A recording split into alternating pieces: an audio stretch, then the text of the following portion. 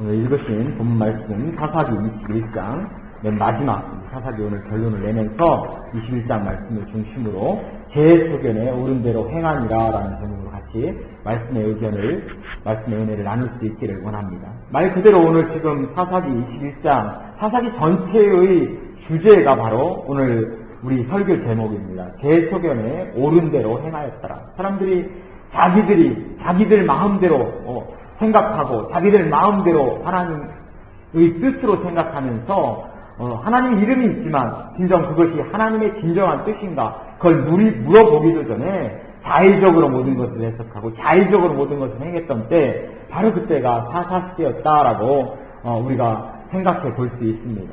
바로 그런 의미에서 사사기 21장 결론을 내면서 맨 마지막에 제 소견에 옳은 대로 행하였더라라고 결론을 내리고 사사기를 마치게 됩니다. 오늘 21장의 사건을 통해서 과연 우리는 바로 이러한 사사기의 교훈을 통해서 어떠한 삶을 또한 우리 삶 속에서 살아갈 것인가 한번 생각해 볼 수 있기를 원합니다. 우리가 사사기 20장을 보지 않고 21장으로 넘어왔는데요. 사사기 19장, 20장, 21장이 연결되어 있는 그러한 장입니다. 우리가 지난번에 살펴봤듯이 레위인이 첩의 시신을 베냐민 땅에서 베냐민이 어떤 비류들, 즉 깡패들이죠. 불량배들에 의해서 강간을 당하게 됩니다. 그 강간 사건이 있는 다음에 자기 첩이 죽게 되죠. 그 첩의 시신을 자기 집에 데리고 메고 와서 그걸 12토막을 내가지고 각 이스라엘 12지파에게 하나씩 다 보냅니다. 여태까지 이스라엘 역사에 있어서 이렇게 잔혹한 일이 있어 본 적이 없어요. 그래서 지금 많은 사람들이 깜짝 놀라고 이게 어찌된 일이냐? 그러니까 베냐민 땅에서 그런 일이 일어났다 지금 얘기를 한 거죠. 그러니까 베냐민 지파와 이스라엘 간에 이제 전쟁이 발생을 하게 됩니다. 거기서 치열한 싸움이 일어나죠. 처음에는 이스라엘군이 약간 연합군이 밀렸죠. 베냐민 군대한테. 그런데 결국 마지막에 이스라엘 연합군이 결국 베냐민 지파를 다 물리치는 그런 장면이 지금 나오고 있습니다. 마지막 모든 군대 사람들이 다 이 죽임을 당하고 오늘 읽진 않았지만 사사기 20장 47절에 보면 이렇게 얘기하고 있습니다. 베냐민 600명이 돌이켜 광야로 도망하여 림몬 바위에 이르러 거기서 넉 달을 지냈더라. 즉 600명만 군사 600명만 지금 도망가서 림몬 바위라는 곳에 가서 넉 달의 시간을 지내게 됩니다. 근데 그 기간 동안 48절에 보면 이스라엘 사람이 베냐민 자손에게 돌아와서 온 성읍과 가축과 만나는 자를 다 칼날로 치고 닥치는 성읍마다 다 불살랐더라. 잔혹하게 베냐민 땅에 있던 모든 사람들을 다 돌이켰다라고 지금 성경은 이렇게 지금 말씀을 하고 있습니다. 그만큼 분노가 크고 그만큼 어떻게 보면 이제 그 모습을 보면서 말 그대로 눈이 뒤집힌 겁니다. 이스라엘 전 민족들이 눈이 뒤집혀서 이제 보이는 것, 안 보이는 것 다 없이 그냥 다 베냐민 땅에 있는 숨쉬는 것들이라고 하는 것은 다 지금 돌입시켜버렸어요. 600명은 도망가서 있었기 때문에 이들을 죽일 수가 없었죠. 지금 600명만 남고 씨가 말라버린 겁니다. 이 베냐민 땅에. 결국 이것은 어떻게 보면 엄청난 비극을 초래하는 것이죠. 넉 달이라는 기간이 지났다라고 얘기해요. 즉 자기들이 베냐민 땅의 모든 족속들을 사람들을 다 죽여버리고 그 다음에 4달의 시간이 지나면서 이제는 어떻게 생각합니까? 시간이 지나면 어떻게 돼요? 분노가 가라앉지 않습니까? 분노가 가라앉고 보니까 이제는 문제가 보이기 시작하는 거예요. 막 그 전에는 이제 물불 안 가리고 다 모든 것을 닥치는 대로 다 죽이고 베냐민 땅에 있는 것은 씨를 말려버리자 이러면서 지금 다 돌입시켜버린 거죠. 근데 시간이 지나면 지날수록 자기들을 돌아보게 되고 자기들이 무슨 일을 했는가 그 분노는 가라앉고 이성적인 판단을 그들이 하게 되는 것이죠. 보니까 문제가 딱 지금 생겨버린 겁니다. 그것은 바로 베냐민 땅에 씨가 말라버렸기 때문에 이제는 베냐민 족속 하나가 없어져 버리게 되는 것이죠. 우리가 잘 알고 있는 것처럼 이스라엘은 12지파 아닙니까? 성경에서 보면 10이라는 숫자를 굉장히 많이 강조하고 있고요. 우리가 7, 12 이렇게 얘기하지 않습니까? 7을 완전수라고 합니다. 우리가 잘 알고 있는 것처럼 우리는 행운의 숫자 7 이런 말도 하지만 7은 완전 숫자고 또 어떻게 보면 이 세상에서의 완전 숫자를 10이라고 그래요. 근데 12도 역시 마찬가지 완전 숫자예요. 근데 12는 약간의 영적인 의미가 그 안에 또 담겨있고 천국에서의 완전한 수 이렇게 이야기를 합니다. 결국 10이라고 하는 숫자 중에서 하나가 빠진다는 것 한 지파가 없어진다는 것, 이것은 어떻게 보면은 굉장히 이스라엘 자손들에게 있어서는 굉장히 큰 위기다 이렇게 볼 수가 있습니다. 딱 눈을 뜨고 보니까, 정신을 차리고 보니까 자기가 한 짓이 보이는 겁니다. 이게 베냐민 사람들이 다 이제 모든 족속이 없어져 버리니 하나님께서 우리에게 주신 12지파 중에서 완전한 숫자 중에서 하나가 빠져 버리는 것이죠. 하나가 빠져버리게 되면 어떻게 됩니까? 이제 자기들이 어떤 10이라고 하는 완벽한 것이 흐트러져 버리는 거 아닙니까? 그렇게 되면 이제 어떻게 보면 이스라엘 전체 민족의 문제가 생기게 딱 이렇게 판단을 한 것이죠. 그래서 우리가 감정적으로 모든 것을 처리하고 어떤 때 막 들떠 있을 때도 있고 그렇지만 그런 때나 우리 감정을 잘 조절하는 것, 이것이 굉장히 중요한 것이죠. 다 그렇게 하자 할 때 아니다 얘기할 수 있는 그런 어떻게 보면 이성적인 어떤 그런 제안도 우리에게 꼭 필요한 것이고요. 다 그렇게 하지 말자 할 때도 아니다 이렇게 하자 하고 얘기할 수 있는 어떤 그러한 것도 꼭 필요한 겁니다. 그래서 우리 장로교회 어떤 교회 시스템을 보면 좀 그런 면에서는 상당히 좋다고 이렇게 생각됩니다. 목회자와 또 장로가 이 하나의 어떤 당회를 구성하게 되는데요. 그 당회가 구성되면 보통 이렇게 홀수 이렇게 만들어 장로님들을 교회에서 임명을 하게 됩니다. 안수를 주시고 왜 장로님 한 분을 뽑던가 아니면 뽑으면 3명을 뽑던가 이렇게 해가지고 목사님 합하면 이제 2명, 4명 이렇게 짝수로 가잖아요. 근데 그게 아니고 홀수로 가게 되면 이제 문제가 되는 거예요. 장로 2명에 목사 1명, 그러면 장로들끼리 2명 뭉치고 목사가 혼자가 되건 아니면 장로님 한 분과 목사가 뭉치고 또 한 사람은 또 이제 또 외톨이가 되건 늘 언제나 이것은 그런 문제가 되니까 항상 장로님들을 뽑을 때는 1명 아니면 3명 이렇게 홀수로 가면서 이제 뽑는 것을 보는데요. 어쨌든 그렇게 장로교회 시스템이 그런 식으로 되어 있어요. 그래서 그 안에서 어떤 서로의 견제와 또 서로의 조화를 이룰 수 있도록 그 시스템을 잘 가지고 가면 어떤 교회의 어떤 행정이라던가 교회의 정치 어떤 그런 부분에 있어서도 잘 균형을 유지할 수 있도록 그 장로 역할들이 바로 그런 역할을 하게 됩니다. 우리 교회도 이제 아직 지금 우리 교회가 장로님을 좀 뽑을 때가 지금 아니어서 가만히 있는데 지금 아마 올해 지나고 한 내년 정도 되면 우리가 또 이제 장로님 선출을 하는 것을 또 생각을 해봐야 되지 않을까 그런 생각을 해요. 그래서 그 시스템을 좀 어느 정도 이렇게 갖춰 나가는 것이 필요하다고 생각이 드는데요. 어쨌든 지금 이스라엘 백성들이 지금 이런 문제가 생기게 된 거죠. 감정적으로 일을 처리하게 되니까 결국 이러한 문제가 생겼고 이런 문제로 인해서 이제 이스라엘 사람들이 다시 한번 생각을 하게 되는 거죠. 자기들이 무엇을 잘못했는가. 그래서 1절에 보면 이렇게 말씀합니다. 이스라엘 사람들이 미스바에서 맹세하여 이르기를 우리 중에 누구든지 딸을 베냐민 사람에게 아내로 주지 아니하리라 하였더라 라고 말씀합니다.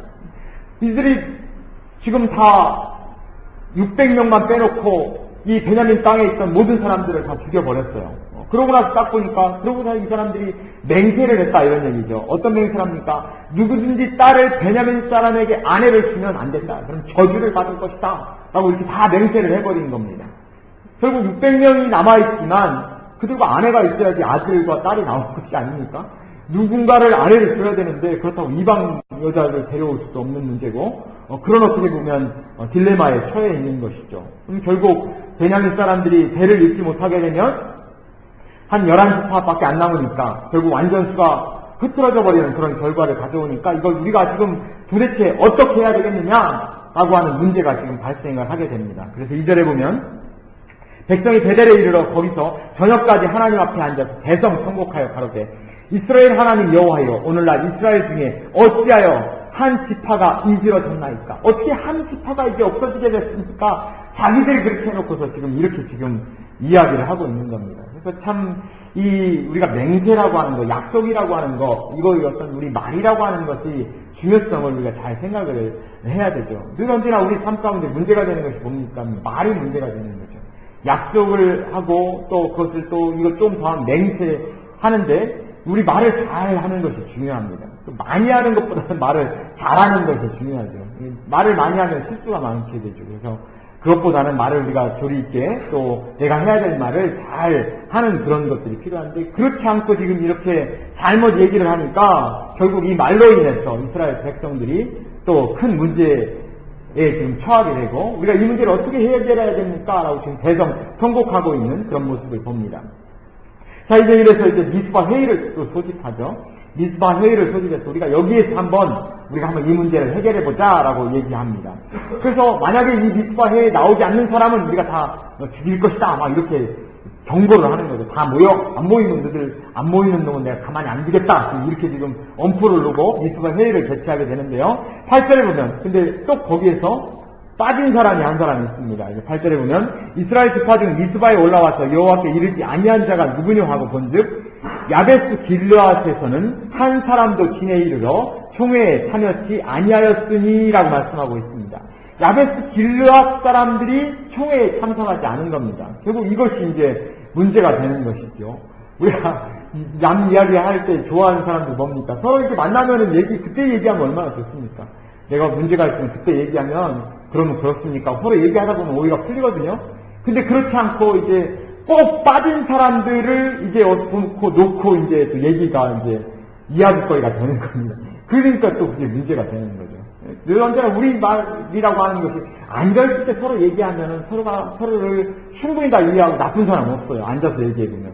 아, 서로 그렇습니까? 다 또 이해하게 되고 왜 그렇게 행동했는가, 왜 그렇게 말씀하셨는가, 우리가 얼마든지 다 이해할 수 있거든요. 근데 없는 사람에 놓고 얘기하다 보면 뭐 그랬니 저랬니 하다 보면 이 사람하고 전혀 상관없는 얘기를 이쪽에서는 지금 하고 있고 거기서 또 막 화를 냈다가 또 가라앉았다 자기들끼리 또 막 이러면서 또 가라앉게 되는 것이란 말이죠. 그러니까 늘 언제나 우리에게 중요한 것은 제가 지난번에도 말씀드리지 않았습니까? 논문을 쓸 때도 그래요. 오리지널 소스가 있고 세컨더리 소스가 있어요. 오리지널 소스를 가지고 거기 직접 인용해서 써야지 그 논문이 권위가 있고 인용문에 힘이 있는 거지, 누가 그렇게 얘기했다더라 한 걸음 거쳐서 그거를 인용해버리면 그러면 원래의 본질적인 의도와는 상관없는 이야기를 우리가 인용해서 쓰게 되기 때문에 논문을 쓰게 될 때 세컨더리 소스를 쓰지 마라 이렇게 얘기하는 분들도 상당히 많습니다. 그러나 우리는 세컨더리 소스 쓰는 것을 좋아하죠. 왜? 쉬우니까. 그거 가지고 이것저것 짜집기하고 이 말 저 말 하면은 종합적으로 내가 수비로 판단할 수 있으니까 우리는 직접 물어보는 것보다 이게 둘레로 통해서 상대를 알려고 이렇게 하는데 그것이 결국 우리에게 문제를 가져온다 이런 얘기죠. 지금 여기에서도 역시 마찬가지로 똑같이 지금 야베스 길르앗이 빠져버렸단 말이죠. 우리가 이렇게 빠진 사람을 놓고 먼저 해야 될 것이 네가 왜 빠졌느냐, 자체 지정을 잘 물어봐야 되겠죠. 네가 왜 빠졌고 왜 총회에 참석을 하지 아니했느냐, 참석하지 않으면 우리가 다 너희들 죽이겠다 이렇게까지 얘기를 했는데 왜 빠졌어 이렇게 물어봐야 되는데 이 사람들이 이제 어떻게 됩니까? 이 빠진 이 사람들을 놓고 지금 가뜩이나 지금 베냐민 지파에 대한 문제를 고민하고 있는데 그것 때문에 모였는데 잘됐다 생각을 한 거죠. 이것들을 싹 없애버리고 그 처녀들을 거기서 가져와가지고 이 사람들하고 베냐민 지파에게 주면 되겠다. 어떻게 보면 머리가 팍팍 돌아간 거죠 이게 지금. 그래서 이 문제를 해결하면 되겠다 생각을 하고 이제 10절에 보면 이렇게 말씀합니다. 회중이 큰 용사 1만 2천을 그리로 보내며 그들에게 명하여 가로되 가서 야베스 길르앗 거민과 및 부녀와 어린아이를 칼날로 치라. 너희 행할 일은 모든 남자와 잔 여자를 진멸할 것입니다. 용사를 12,000명을 보냅니다. 거기서 보면 쓸데없는 사람들은 다 죽여라. 이 얘기죠. 지금 보면 부녀를 죽여라. 거긴 남자들은 당연히 죽이죠. 그 다음에 부녀를 죽이고 어린아이를 또 죽여라. 그 다음에 또 남자하고 잔 여자도 죽여라. 이렇게 얘기하죠. 여자도 다 똑같은 여자가 아닙니다. 이미 순수하게 아주 처녀들만 지금 결혼할 수 있는 그런 상대들만 다 남겨놓고 나머지는 지금 다 죽이라 이런 지금 명령을 내린 것이죠. 그것은 결국 어떻게 보면 자기들이 잘못한 것이죠. 자기들이 맹세를 잘못했고 자기들이 분노를 이기지 못해서 베냐민 지파를 다 멸절시켜버렸는데 그 자기들의 잘못을 잘못된 방법으로 다른 사람을 이용해서 지금 이 문제를 지금 풀려고 하는데 지금 이스라엘 전체 그 미스바 총회에 모였던 사람들의 문제가 거기에 있는 것이죠. 이것이 어떻게 보면 자기의 어떤 잘못을 회피하기 위해서 다른 사람을 희생양으로 삼는 어떤 그런 잘못을 지금 또 금하고 있는 모습을 우리가 살펴보게 됩니다. 그래서 이제 그 안에서 400명의 처녀를 구하게 됩니다. 그 처녀들과 지금 나머지 600명 중에서 400명을 데리고 와서 이제 아내로 삼게 되는 거죠. 이제 문제가 있죠. 또 계산을 해보면 이거 계산이 안 나오잖아요. 남은 200명은 어떻게 합니까? 군인들이니까 아직 청년들이죠. 그러니까 남은 200명 어떻게 합니까? 이제 또다시 머리를 또 짜내야 되지 않습니까? 12절에 보면 그들이 야베스 길앗 거민 중에서 젊은 처녀 400인을 얻었으니 이는 아직 남자와 자지 아니하여서 남자를 알지 못하는 자라. 하고는 이제 400명이 됐죠. 그 다음에 13절 14절 보면 온 회중이 림몬 바위에 있는 베냐민 자손에게 보내 평화를 공포하게 하였더니 그때 베냐민이 돌아온지라. 이 이스라엘 사람이 야베스 길앗 여인 중에 살려둔 여자를 그들에게 주었으나 오히려 부족함으로 라고 말씀하고 있습니다. 아직 문제가 완전히 해결된 것이 아니죠. 아직도 200명이라는 사람을 지금 더 결혼시켜야 될 여자가 필요한 것이 아닙니까? 처녀가 필요한 거죠. 이 사람들이 이제 또 다른 방법을 또 생각하게 됩니다. 첫 번째 방법도 문제가 있는 해결 방법이었죠. 얼마나 잔인합니까? 모든 사람들을 다 죽이고 처녀만 빼고 모든 사람들을 다 죽이는 엄청난 방법을 쓰게 되는 것이죠. 그것도 그 이유에 대해서 얘기해보면 우리가 만약 베냐민 지파와 결혼하게 되면 결혼을 하게 된 그 사람들은 저주를 받을 것이다 막 이렇게 자기들이 맹세를 했기 때문에 자기들이 어떤 사람이 그런 딸을 보내겠습니까? 당연히 안 보내죠. 하나님께서 우리를 저주하신다는데 누가 그 길을 가겠어요? 그러니까 그 방법을 자기 자신들이 저주를 받지 않기 위해서 또 다른 방법을 통해 사람들이 잔인하게 죽이는 그런 엄청난 그런 일들을 또 벌이게 되고 또 지금 역시 마찬가지 또 다른 두 번째 해결책을 또 가져오게 됩니다. 그 사람들 해결책의 방법이 그겁니다. 이스라엘 절기가 있는데 절기에서 춤추러 오는 여자가 있으니까 그 여자들을 보쌈해서 나머지 200명 보쌈해서 200명 숫자 채워서 베냐민 지파에게 주자. 지금 이런 얘기를 지금 하고 있는 거죠. 18절에 보면 우리가 우리 딸을 그들이 아내로 주지 못하리니 이는 이스라엘 자손이 맹세하여 이르기를 딸을 베냐민에게 아내로 주는 자는 저주를 받으리라 하였으니 따라서 우리 자녀는 이제 못 주고 20절에 보면 베냐민 자손에게 명하여 가로되 가서 포도원에 숨어 보다가 실로의 여자들이 무도하러 나오거든 너희는 포도원에서 나와서 실로의 딸 중에서 각각 그 아내로 붙들어 가지고 베냐민 땅으로 돌아가라. 우리 한국에도 예전에 보쌈이라고 하나요? 그걸 보쌈이라고 그러죠? 확 보자기 써가지고 모르게 그냥 데려오는 것이죠. 그 보쌈이 노총각 이런 사람들 결혼을 정상적인 방법으로 하지 못하는 사람들에게 어떻게 보면 사회에서 면죄부를 준 거죠. 어떻게 보면 과부가 또 개혼한다든가 이런 것도 그때 당시 조선시대 때는 좀 그것도 좀 좋은 일이 아니잖아요. 그러니까 그런 사람들한테 면죄부를 주는 것이죠. 나는 보쌈당해서 어쩔 수 없이 온 거야. 나 보쌈해가지고 이렇게 광고는 못하지만 그렇지만 이 어떻게 보면 이렇게 사회의 어떤 묵인하에 어떤 비정상적인 방법으로 어떤 결혼 못하는 노총각이라던가 어떤 그런 여러 가지 결혼 정상적인 방법 하지 못하는 사람들에게 서로 어떤 뭐라고 그럴까요? 사회에서 면죄부를 주는 그런 여건을 마련했다는 점에서 보쌈이라고 하는 것은 어떤 우리 어떤 전통에 있어서도 나름대로 어떤 그런 휴머니즘적인 어떤 그런 의미가 있지 않나 어떤 그런 생각을 합니다. 우리 옛날 조선들이 그런 보쌈만 있던 게 아니라 성경에도 역시 똑같이 그 보쌈의 방법이 여기에 지금 나와 있습니다. 가서 춤추는 여자들 중에 아무나 200명 데리고 와? 지금 이렇게 얘기를 한 거죠. 참 베냐민 자손이 또 총각들이 이거 보면 안 가겠습니까? 당연히 가서 보쌈을 해오죠. 가가지고 400명을 딱 보쌈을 해가지고 데리고 옵니다. 그러면서 하는 얘기가 뭐냐면 22절에 보면 만일 그 아비나 형제가 와서 우리에게 쟁론하면 우리가 그에게 말하기를 청컨대 너희는 우리에게 은혜를 베풀어 그들을 우리에게 줄지니라. 이는 우리가 전쟁할 때 각 사람을 위하여 그 아내를 얻지 못하였고 너희가 자의로 그들에게 준 것이 아니니 너희에게 죄가 없을 것임이니라 하겠노라. 즉 보쌈을 당해온 여자죠. 그 부모 입장에서 보면은 쟤네들하고 베냐민 애들하고 결혼하면 우리가 저주를 받는다고 했는데 그럼 우리가 또 저주를 받는 것이 아닌가라고 하는 그런 생각을 할 수 있지 않습니까? 만약에 그렇게 항의를 한다면 얘기를 하라는 거죠. 너희가 자의로 그들에게 준 것, 우리가 자발적으로 온 것이 아니라 억지로 우리는 끌려왔기 때문에 죄가 없는 것이다 라고 지금 이야기를 하라고 지금 이야기를 하는 것이죠.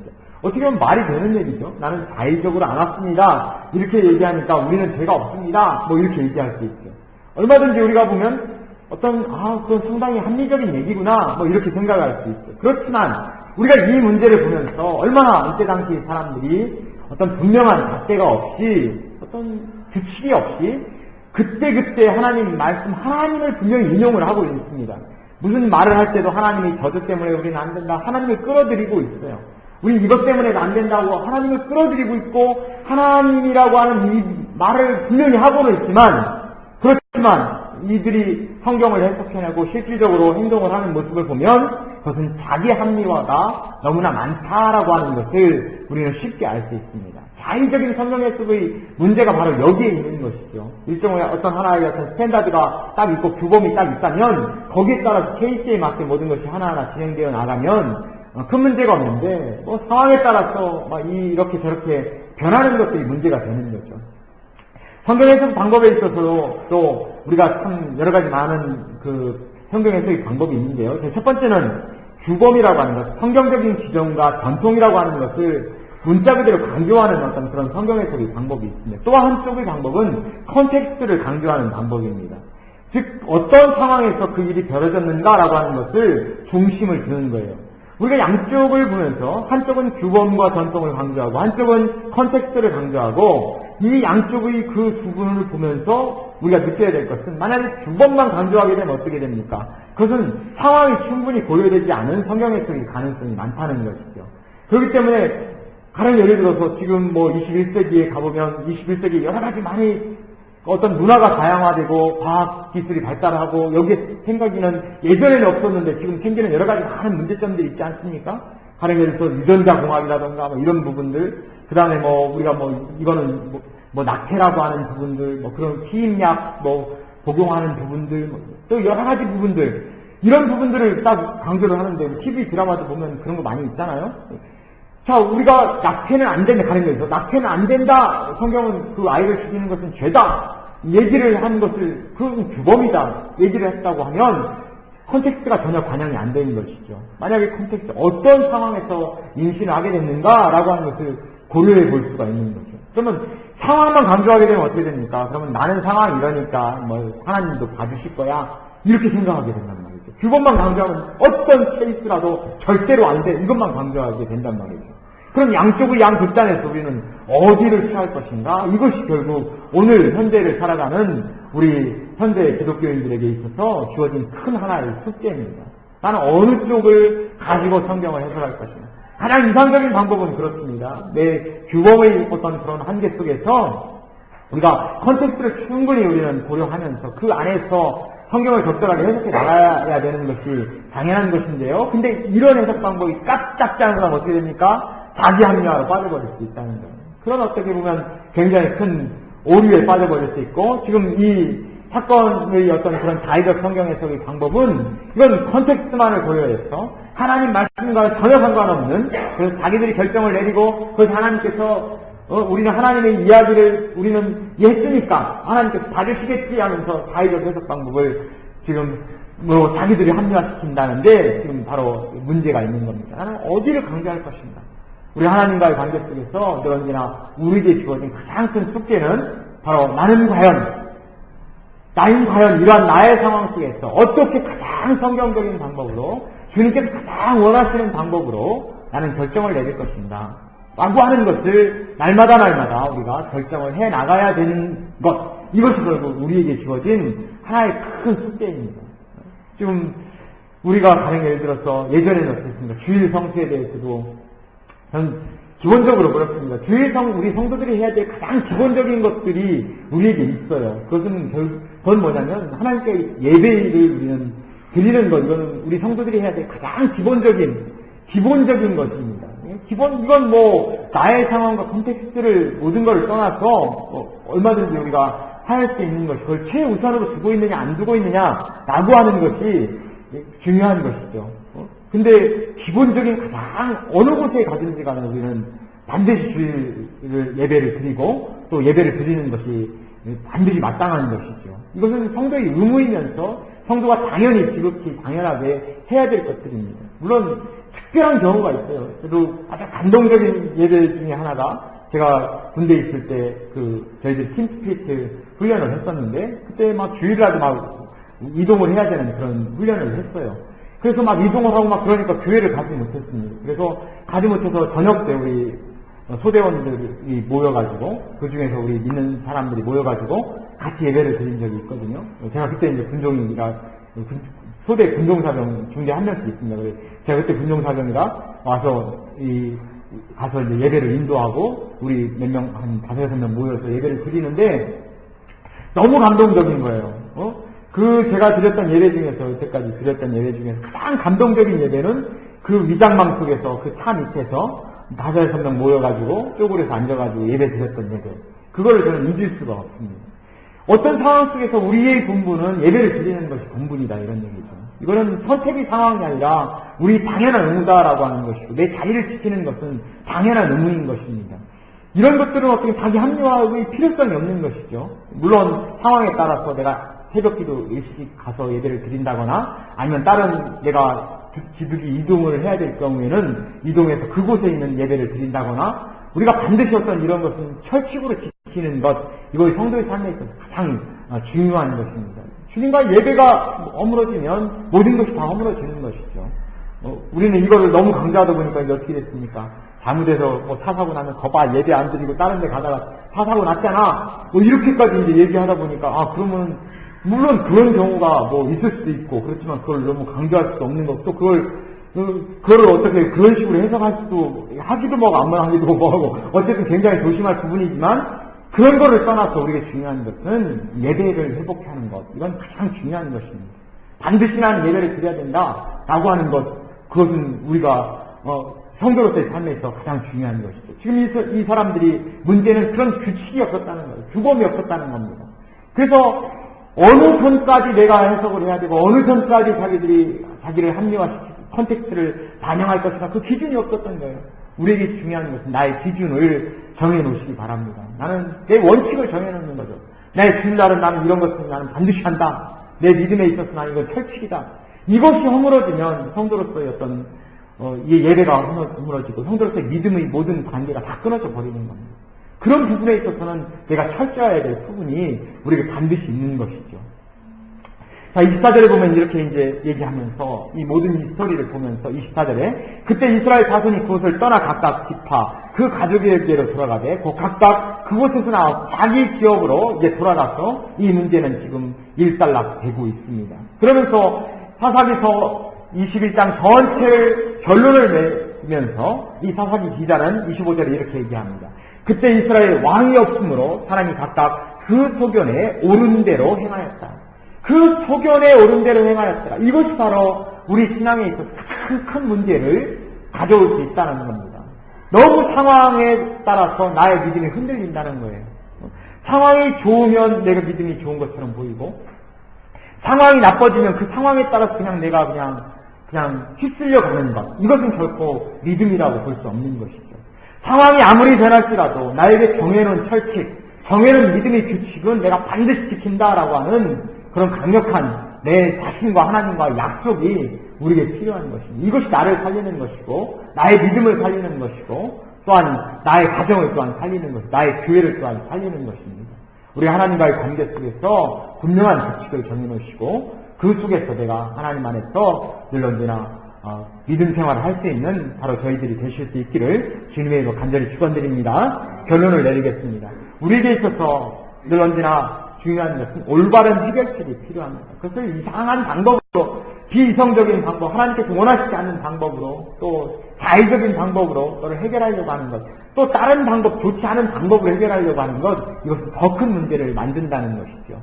그래서 비록 비정상적인 방법으로 문제를 해결할 때 쉬울 수 있어요. 그러나 결국 나중에는 더 큰 문제를 가져올 수 있다라는 생각을 하면서 늘 언제나 정도를 걸어갈 수 있는 저희들이 될 수 있기를 바랍니다. 또한 두 번째로 올바른 기준이 있어야 된다는 겁니다. 내 신앙에 있어서 나는 분명한 규칙을 정해놓고, 이 규칙은 내가 내 목에 칼이 들어와도 난 지킨다 라고 하는 어떤 그런 믿음을 가지고 내 신앙을 내가 지켜나갈 수 있는 그런 저희들이 또한 될 수 있기를 바랍니다. 세 번째는 하나님이 원하시는 방법을 늘 언제나 우리가 생각을 해야 된다는 겁니다.